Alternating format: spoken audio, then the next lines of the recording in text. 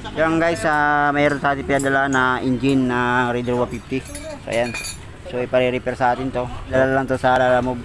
So buksan muna natin mga kabuknoy yung problema ng Raider 150.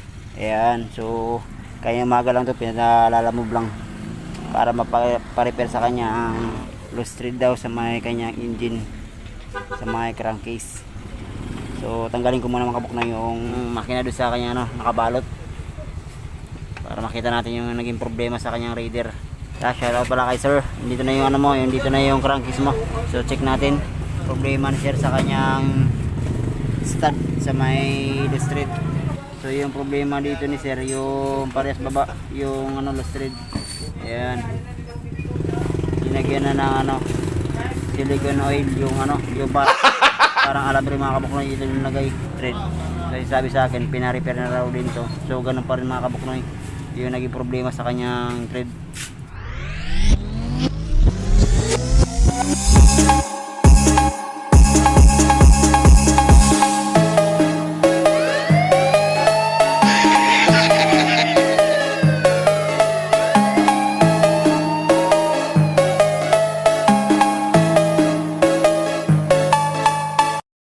Siya guys, tanggalin muna natin yung linagay nila, yung pinag-repairan, kasi pangalawang repair na tayo dito sa kanyang crankcase. So tanggalin ko muna yung linagay na silicone oil, yung parang alam rin mga kabuknoy.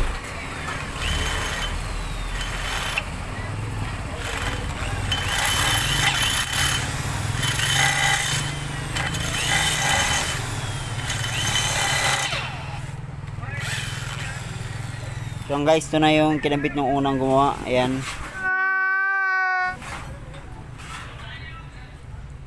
So ngayon barinahan natin ng 10mm para do sa ating thread hantap na 1/2.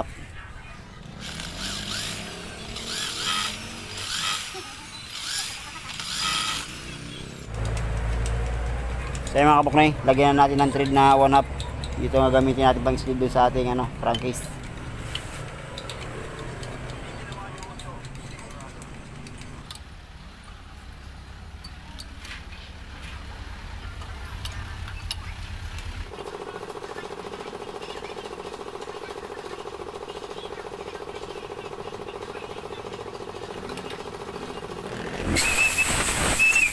So guys, nalagyan ko na ng thread na 1/2. Ayan. So lalagyan natin tornilyo na 1/2 din yung gagamitin natin pang sleeve sa kanyang crankcase. So yan guys, ito na yung gagamitin natin na tornilyo sa pang sleeve, yung 1/2. Ayan.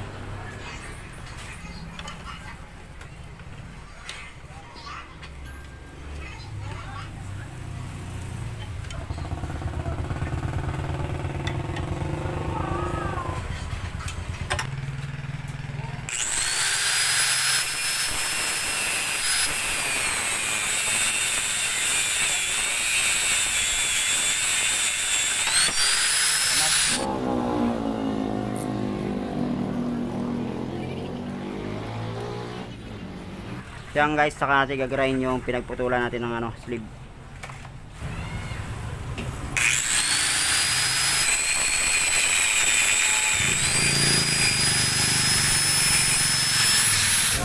So yan guys, nagarahin na natin. So ang gagawin natin dito, yung katulad ginagawa natin, naglalagay tayo ng lock para hindi sumama yung natin sleeve dun sa kanyang crankcase. So yun, lagyan ko muna ng ng lock para dun sa kanyang sleeve.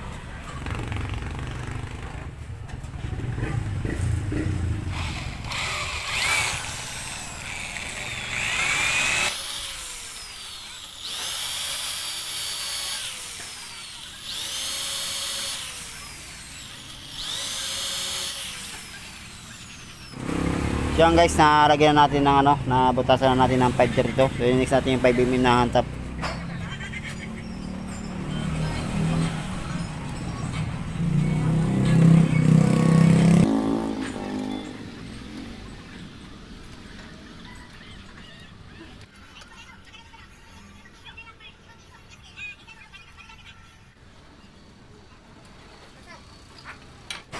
So yan guys, nalagyan ko na ng 532 na thread or 5mm. So lagyan natin ng na tornilyo na 5mm dun sa kanyang lock.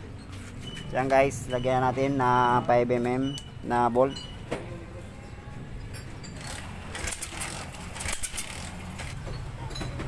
Kaya hindi ko mapalit-palitan eh kasi baka...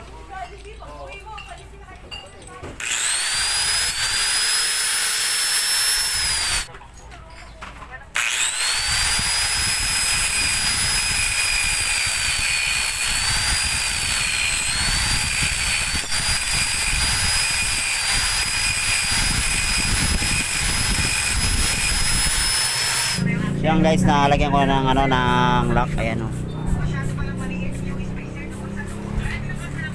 So butasan natin ano 316 at saka 7mm para dun sa ating tornilyo. Saka lalagyan natin ng ano ng hand tap na thread na 8mm.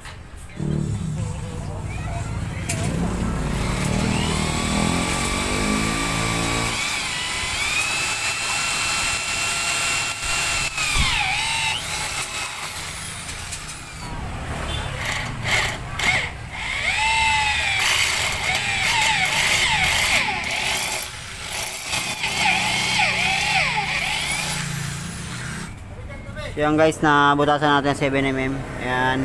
So gagayahin natin dito yung forma nito para sa ating dowel. What? Ayan, kung mapapansin nyo may para sa dowel. So gagayahin din natin ito mga kabuk na yung kabilang side. So lagyan ko muna.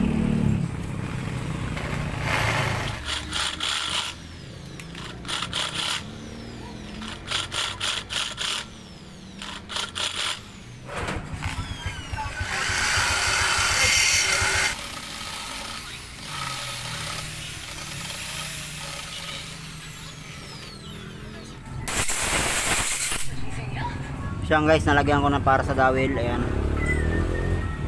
So ginaya na natin dito sa kabilang side. Ayan. So nalagyan na yung thread na 8mm.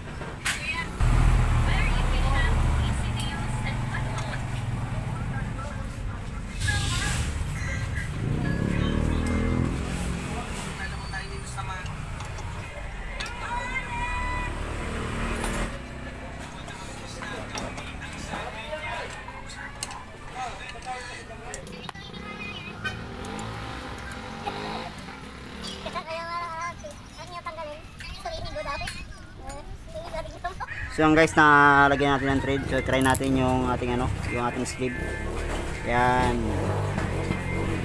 Yun oh.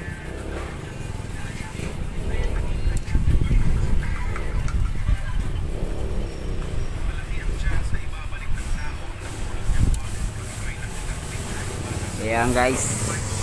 Tapos na rin isang ano, inisliban natin na isang piraso. So ininix natin yung kabilang side. Ayan.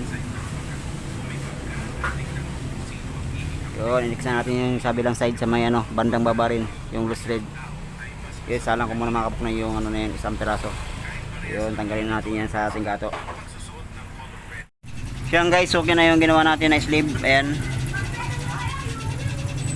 So hindi natin pinakita yung kabilang side kasi parehas na naman ginawa natin. So yan guys, ito na yung ginawa natin, sleeve. Ayan, ipalalamove na lang natin yung ano, yung crankcase.